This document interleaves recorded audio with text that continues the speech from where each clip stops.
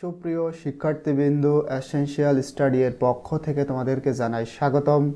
আজকে আমাদের ভিডিওর টপিক হচ্ছে নবম শ্রেণীর ইংরাজি বইয়ের চ্যাপ্টার 3.3.2। বলা হচ্ছে now let's check our understanding. Understanding মানে বুঝতে পারা। উপরে যে নোটটা রয়েছে অর্থাৎ আর্গুমেন্টেটিভ এসে, সেটা আমরা কতটুকু বুঝতে পেরেছি চলো এখন চেক করি। Read the note on argumentative writing again, অর্থাৎ ওই এসেটার কথা বলা হচ্ছে, ওইটা তোমাদের আবারও পড়তে বলা হচ্ছে। অ্যান্ড এবং tick the best one from the alternatives given below. এরপরে এখানে দেখো কয়েকটা প্রশ্ন রয়েছে। এখানে মেইনলি তোমাদের যেটা কাজ, এই যে প্রশ্ন, এখানে যে প্রশ্নটা রয়েছে এবং এর নিচে 4টা অপশন রয়েছে, এর মধ্যে থেকে একটা সঠিক, যেটা সঠিক হবে তার পাশে টিক চিহ্ন দিতে হবে। তো এখন আমি তোমাদেরকে এটা ইনশাল্লাহ বুঝিয়ে দিব, এবং ভিডিওটি শুরু করার পূর্বে তোমাদের কাছে অনুরোধ থাকবে, তোমরা যারা এখনও আমার এই চ্যানেলটি সাবস্ক্রাইব করোনি, please subscribe my channel and press the bell icon. আর অলরেডি সাবস্ক্রাইব করে থাকলে তোমাকে অসংখ্য ধন্যবাদ।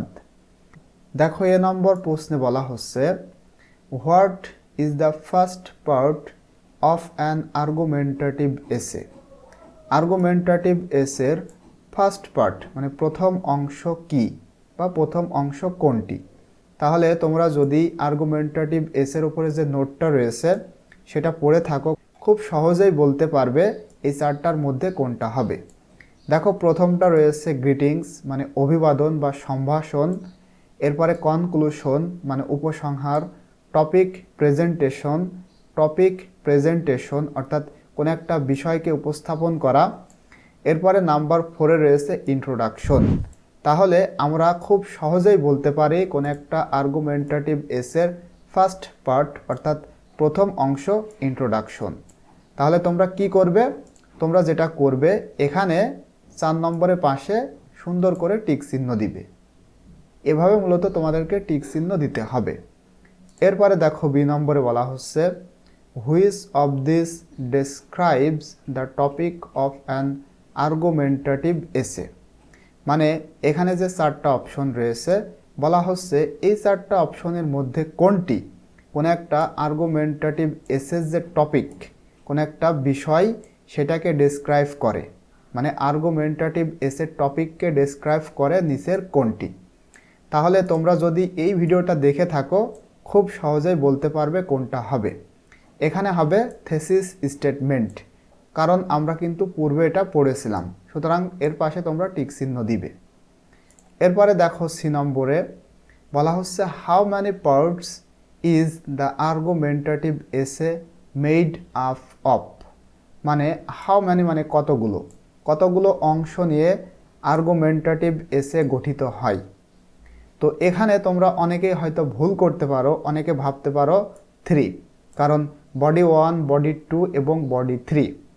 এখানে কিন্তু অ্যাকচুয়ালি অ্যান্সার হবে 5, মানে 4 নম্বরটা, অর্থাৎ 5টা অংশ নিয়ে আর্গুমেন্টেটিভ এসে গঠিত হয়।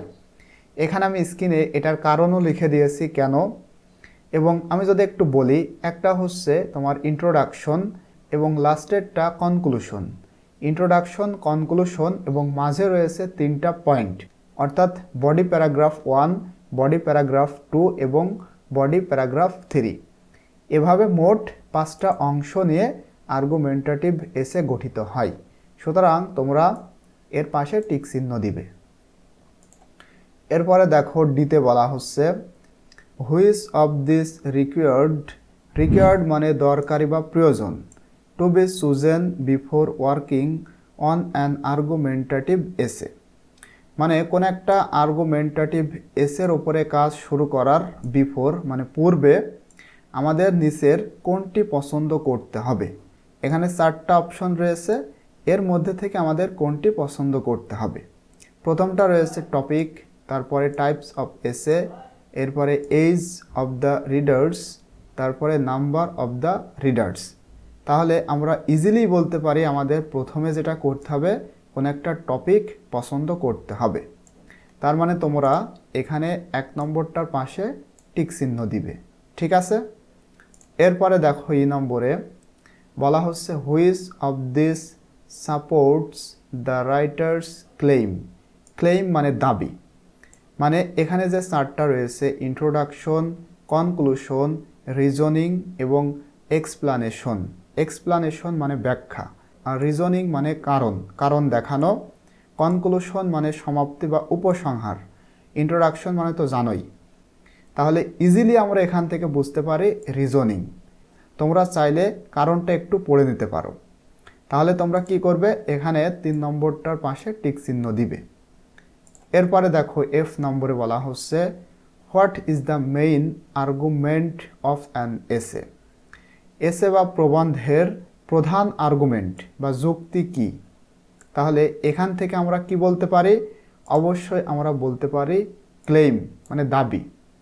এরপরে দেখো জি নম্বরে what is the information that supports the writer's reasoning. What is the information মানে কি তথ্য, দ্যাট যেটা সাপোর্টস রাইটার্স রিজনিং মানে লেখকের কারণকে সমর্থন করে নিচের কোন তথ্য। অবশ্যই এটা হবে এভিডেন্স। এভিডেন্স মানে প্রমাণ, কারণ দেখাতে হলে অবশ্যই প্রমাণ লাগবে।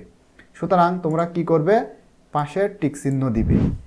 এরপরে দেখো এইচ নম্বরে what is the purpose of an refute.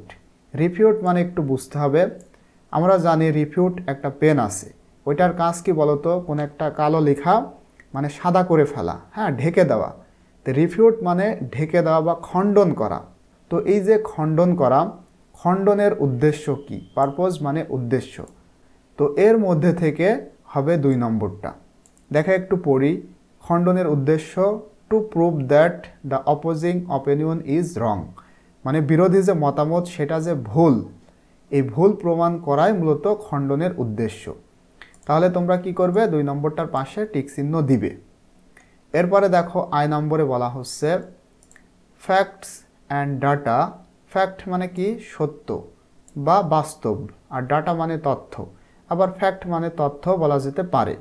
তথ্য এবং তথ্য না বলে বলবে বাস্তবতা এবং তথ্য that support reasons in an argumentative essay are called. মানে এই যে ফ্যাক্ট এবং ডাটা যেটা মূলত কোনো একটা কারণকে সমর্থন করে আর্গুমেন্টেটিভ এসেতে, সেটাকে আর কল্ড কি বলে ডাকা হয়। এখানে 4টা রয়েছে, এই 4টার মধ্যে কোনটাকে বলা হয় ফ্যাক্টস অ্যান্ড ডাটা। প্রথমটা রয়েছে রিজন, দ্বিতীয়টা পজিশন, তারপরে এভিডেন্স। এভিডেন্স মানে প্রমাণ, কাউন্টার আর্গুমেন্ট মানে পাল্টা যুক্তি। তাহলে এর মধ্যে থেকে হবে এভিডেন্ট। অবশ্যই তোমরা 3 নম্বরটার পাশে টিক চিহ্ন দিবে। ফাইনালি বলা হচ্ছে the purpose of the conclusion is to. Conclusion মানে কি, উপসংহার। উপসংহার বা সমাপ্তির উদ্দেশ্য কি। এখানে যে 4টা রয়েছে এই 4টার মধ্যে কোনটা কনক্লুশনের উদ্দেশ্য। এর মধ্যে থেকে 2 নম্বরটা হবে সঠিক answer. Restate the argument and the reasons মানে যুক্তি এবং কারণকে পুনরায় ব্যাখ্যা করা বা পুনরায় বলা। তাহলে তোমরা কি করবে, 2 নম্বরটার পাশে টিক চিহ্ন দিবে। আশা করছি এটা তোমরা বুঝতে পেরেছো। আজকের ভিডিওটি এই পর্যন্তই। ইনশাল্লাহ নেক্সট ভিডিও 3.3.3 তোমাদের সাথে আমি শেয়ার করব।